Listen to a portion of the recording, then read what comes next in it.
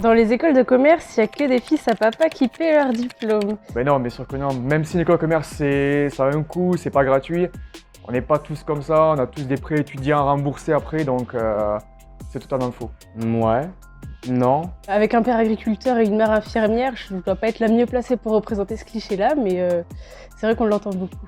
Tout le monde est sapé en costard-cravate, les gens s'habillent comme si c'était le festival, n'importe quoi. J'ai mis des baskets aujourd'hui. Bien sûr que non, peut-être pour les oraux, pour les épreuves, oui, on s'habille bien. C'est vrai qu'on en voit beaucoup, mais c'est surtout quand on a des présentations importantes, pas des jours de cours normaux, on s'habille comme quelqu'un de normal, quoi. C'est vrai que là, en plus, je suis en stage à la banque, donc c'est pas le meilleur jour.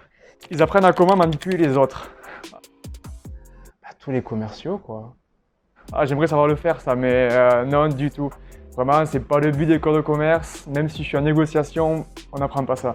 On a forcément des cours avec quelques techniques de vente. En général, ça vient toujours de la personne en face. Si elle a envie d'acheter quelque chose, elle va l'acheter, et si elle veut pas, elle le fera pas. On peut pas non plus manipuler quelqu'un et retourner complètement son cerveau.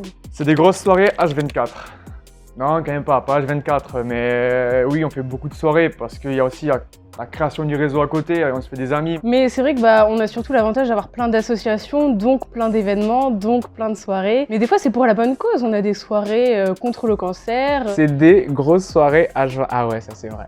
Des grosses soirées H24. Ils utilisent beaucoup de mots anglais, genre brainstorming, call. Oui, tout à fait. Ouais, bah je sais pas quoi vous dire en fait parce que j'avais un meeting tout à l'heure et c'est genre à 4 p.m. et c'est... Ben oui, surtout quand on a tous les cours en anglais, on est un peu formaté à dire des mots anglais. On est bon une école où on fait que des English tracks, on a pas de... C'est vrai qu'il y a des fois, on sait même plus comment dire les mots en français parce qu'on a tellement l'habitude de les utiliser en anglais, donc oui, c'est vrai. On n'y apprend pas grand chose et les élèves bossent pas beaucoup. Alors ça, franchement, c'est faux. Non, quand même, on bosse.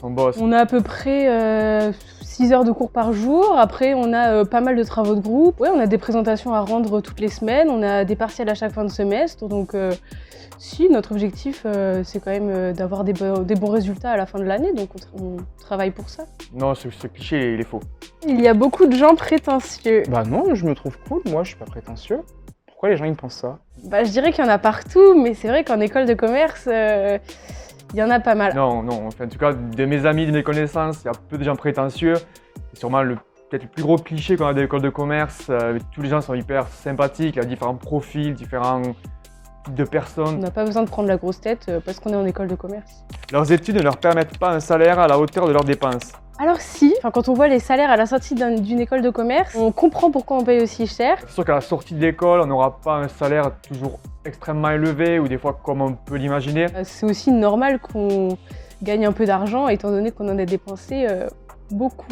Leurs études ne leur permettent pas un salaire à la hauteur de leurs dépenses. Bah ouais, mais vous l'avez dit, on est des fils à papa, hein, on hérite. Qu'est-ce que je te dise?